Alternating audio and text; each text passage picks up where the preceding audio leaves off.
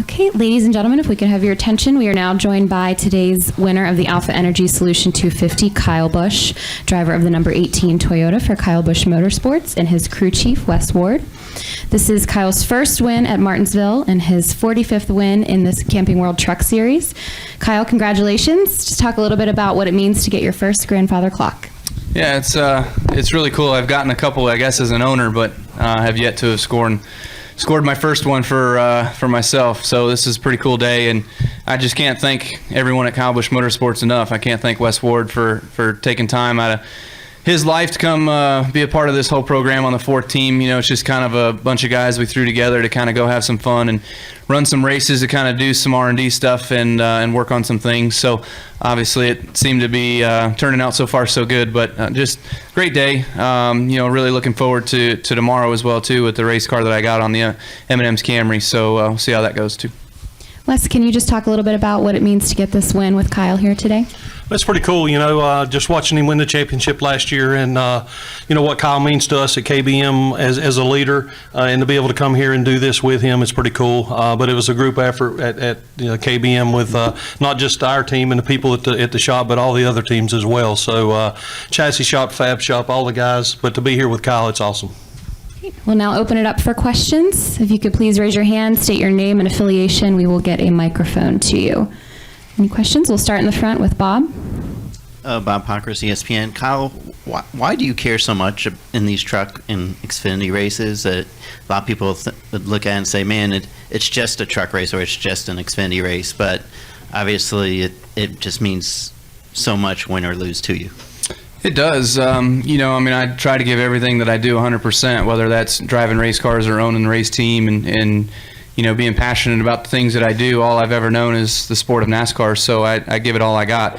And I've got great people behind me that have the same beliefs as well too. So, you know, I wouldn't just run a race to come out here and make laps, you know. So to me, to run in some Xfinity races or some truck races, I mean, this is essentially just to make sure and to verify and confirm that, you know, our stuff is good enough and capable enough for the drivers that are racing in it in order to win, you know. So that's essentially why I run some truck races throughout the year, 4 or 5 truck races, is just kind of go to some different venues and make sure our stuff's good. And so far so good. So I'm looking forward to some of the other races that we're going to run. And there's also maybe a goal in the long term of amount of series wins that I'd like to have, that then maybe one day I'll call it quits, but we'll see if that happens. Next we'll go to Kenny and then the gentleman directly behind him. Kenny Bruce with NASCAR.com. So you get the clock, right? Because Kyle that would be cool, but probably not. Kyle, can you guys kind of talk about maybe the discussions about whether or not you were going to pit like the last 50, 60, whatever laps there were when you had so many opportunities to and didn't come in?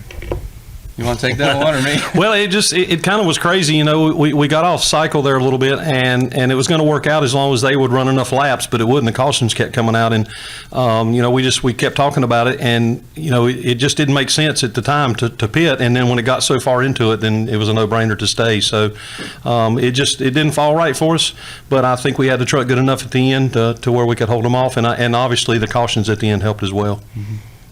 Yeah, I mean, we leaned on each other a lot on each one of those cautions that came out about whether or not we wanted to do it, to come in and pit. But it just didn't make any sense, as Wes alluded to. Once we got so far down the line, it was like, look, our bet is made. We got to stay.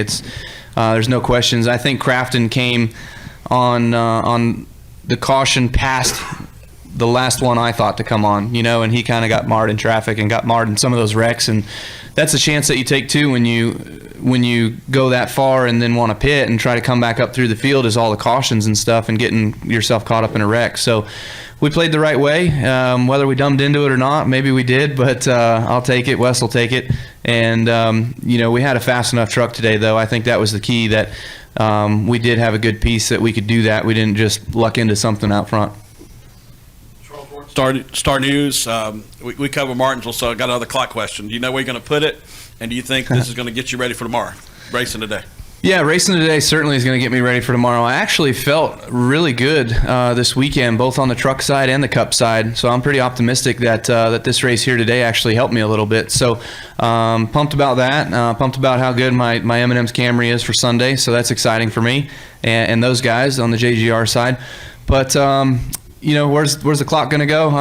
Somewhere in the foyer, I guess. I mean, that just kind of seems to make the most sense. I don't think it would really fit in the kitchen, but you know, we'll definitely play with it with Brexton for a little while, and he'll probably try to figure out how to make it ding or not ding if we turn it off, whatever, I'm sure down the road. But it's going to be pretty neat to have that in our home and cherish it for a long time.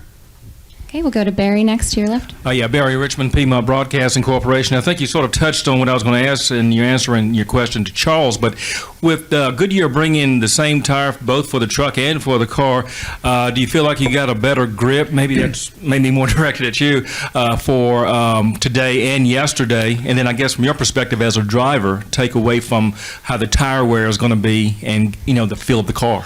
Yeah, the tire for us, we're actually kind of a little bit surprised that there isn't more rubber being laid down right now in this part of the weekend. And for the temperatures being what it is, I mean, we've been here at Martinsville where it's been 35 degrees outside, and you're not going to get rubber lay down, but it's 60, 65 degrees outside, and you would think the rubber would be going down because the track surface has enough temperature in it to accept rubber buildup, and it just hasn't happened. It hasn't formulated. So not sure why that is, but you know, the tire's a pretty good tire. It seems to wear just enough. It's not like it's been in past times here where you just wear it out so fast that you can't even drive it after 40 laps, you know. So we kind of proved that it's a durable tire and worked well for us and lasted as long as it needed to. Okay, we'll now take a question in the back. Zach at Tanzwede front stretch. Parker Kligerman said there was a lot of kind of not smart moves being made out there, usually on restarts. I know you were ahead of most of that stuff, but did you sense a heightened level of aggression out there today? With all the cautions coming out, there was something going on. So I know there was a lot going on behind me. I'm not sure of all of it, but you know, that's what Martinsville's been about. There's so many opportunities that you think as a driver there's a hole open for you to take and to jump in, and it's not there, and you make a mistake and you ruin your day or ruin somebody else's day. So all in all, though, I felt like when we were out front, that was just another thing about being in front of all of those wrecks. We didn't have to take a chance of trying to come through the field with all that going on. And if we would have came and gotten tires, I may have been one of those guys that made a dumb move and trying to get myself back up to the front, and maybe would have cost us the race. So, you know, it worked out well for us. Okay, next question from Chris. Chris Knight, catchfence.com. Congratulations on the win. Thanks. KBM was half the KBM organization was in the top 3 today with William Byron in third. He's never been here before, Kyle, but he looked like a veteran this weekend. Mm-hmm. How impressed were you of William Byron, not only today but this season, even though he hasn't had the results that he's looking for? I'm really impressed with William Byron. For as little experience as he has in race cars, he's really, really good. So I'm pumped to have him on our team. I feel like he's doing a really good job with Rudy. Rudy's doing a really good job with him.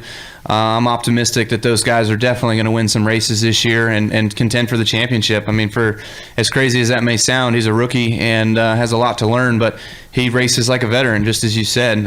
Last race at Atlanta, he was running second before his motor blew up, and I asked him, I said, how hard were you pushing? Were you really working hard and trying to get the lead? And he goes, I was just cruising, you know? And I'm like, that's pretty good. Okay, you know, we'll see how it continues to go as the season goes down, you know, but he looked good out there. I know they were kind of beating and banging a little bit behind me. I was hoping he could get to second, but overall, good day for him.